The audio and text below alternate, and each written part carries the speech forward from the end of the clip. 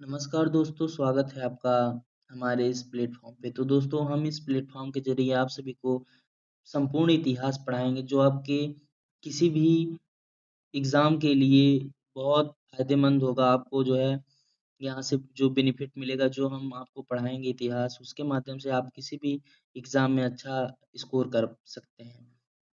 तो संपूर्ण इतिहास पढ़ेंगे, जिसमें मैं आपको बता दूँ कि इतिहास 3 प्रकार के होते हैं। इतिहास का जो है वर्गीकरण 3 प्रकार से हुआ है। पहला है प्रागैतिहासिक काल, दूसरा आद्य ऐतिहासिक काल और तीसरा ऐतिहासिक काल है। तो प्रागैतिहासिक काल वो कालखंड है जिसका कोई प्रमाण नहीं मिला है और ना ही इसे पढ़ा गया है, क्योंकि प्रमाण जब नहीं मिला तो उसे पढ़ा जाना नामुमकिन है। और दूसरा है आद्य ऐतिहासिक काल। तो दोस्तों, लिखित प्रमाण जो है आद्य ऐतिहासिक काल का मिला है, लेकिन इसे पढ़ा नहीं जा सका है कि यह किस भाषा में लिखा गया है।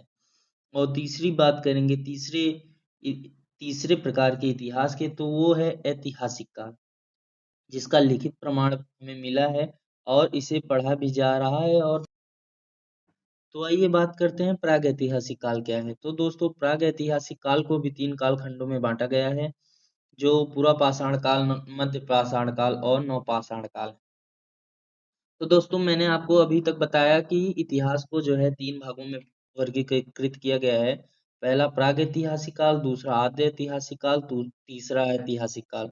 फिर मैंने बताया कि प्रागैतिहासिक काल को भी 3 कालखंडों में बाँटा गया है, पुरापाषाण काल, मध्य पाषाण काल और नवपाषाण काल।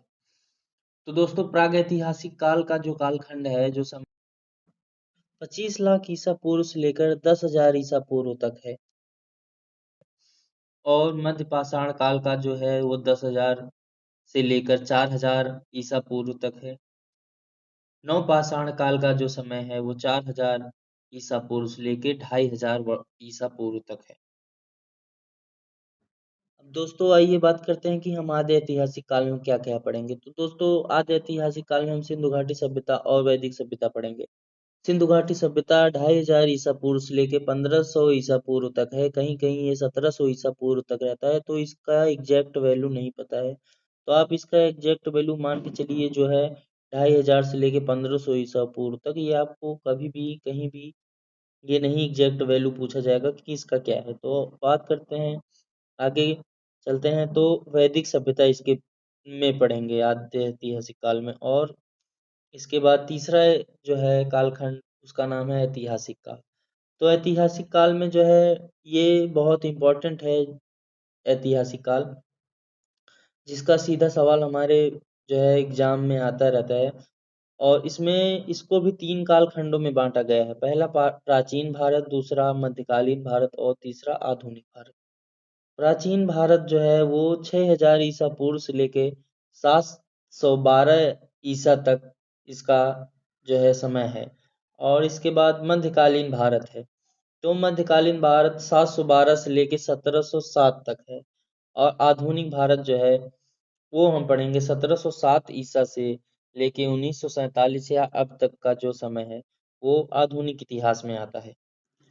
तो दोस्तों, इतिहास को हम 3 प्रकार से जानते हैं: प्रागैतिहासिक काल, आद्य ऐतिहासिक काल और ऐतिहासिक काल।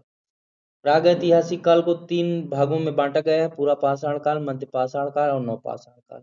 आद्य ऐतिहासिक काल को सिंधु घाटी सभ्यता, वैदिक सभ्यता में पढ़ेंगे और ऐतिहासिक काल को प्राचीन इतिहास, मध्यकालीन इतिहास और आधुनिक इतिहास में पढ़ेंगे। तो ये हो गया एक इंट्रोडक्शन इतिहास का कि हम लोग क्या-क्या पढ़ने वाले हैं। तो चलिए अब डिटेल में पढ़ते हैं कि हमें क्या-क्या पढ़ना है। जैसा कि आप देख सकते हैं कि प्रागैतिहासिक काल, सिंधु घाटी सभ्यता, वैदिक सभ्यता और जो है प्राचीन भारत पर आक्रमण जो हुए हैं वो मौर्य साम्राज्य, गुप्त साम्राज्य, संगम काल, इन सब के बारे में हम लोग पढ़ेंगे। मध्यकालीन भारत, मध्यकालीन भारत में तुर्कों का आक्रमण, मुगल काल, मराठा साम्राज्य, ये सब और गुलाम वंश, इन सब के बारे में हम लोग पढ़ेंगे।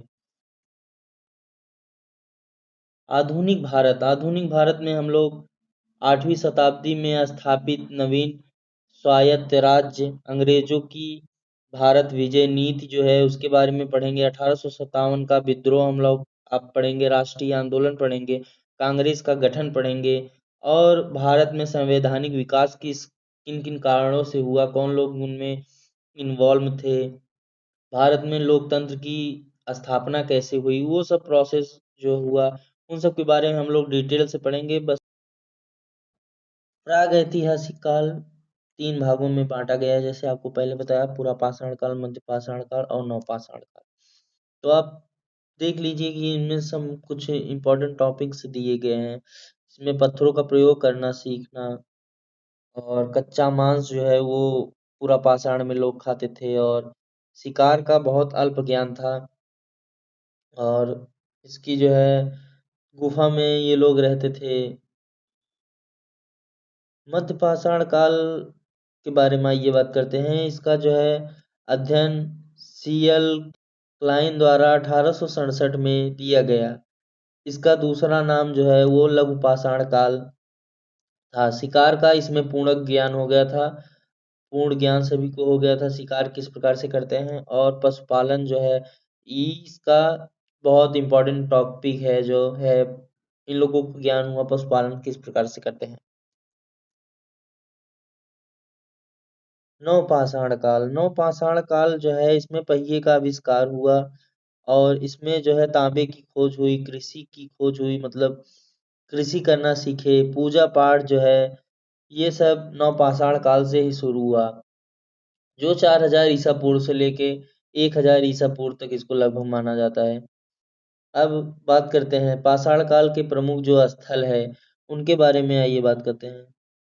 कोल्डी हवा जो है, यहाँ कृषि के साक्ष्य मिले और धान की भूसी मिली जो प्रयागराज यूपी में स्थित है। इसके बाद मेहरगढ़ की बात करेंगे जो पाकिस्तान में पड़ता है, इसमें भी कृषि के साक्ष्य मिले।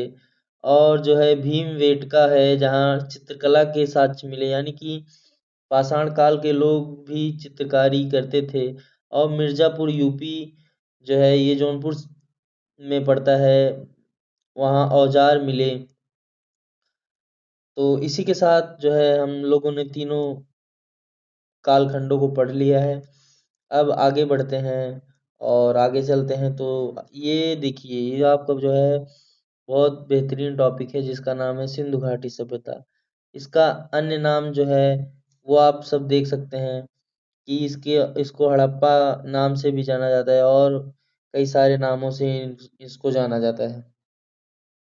इसकी जो है जानकारी जो है हमें चार्ल्स मैसेंस द्वारा 1842 में इनकी जो बुक पब्लिश हुई थी उसके द्वारा हमें सिंधु घाटी सभ्यता के बारे में पता चलता है।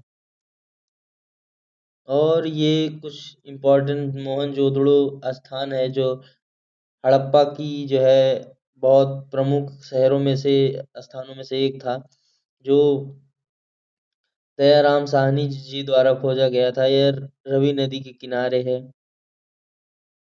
तो वन बाय वन एक एक चीजों को हम लोग अगले वीडियो से पढ़ेंगे। तब तक के लिए धन्यवाद, थैंक यू।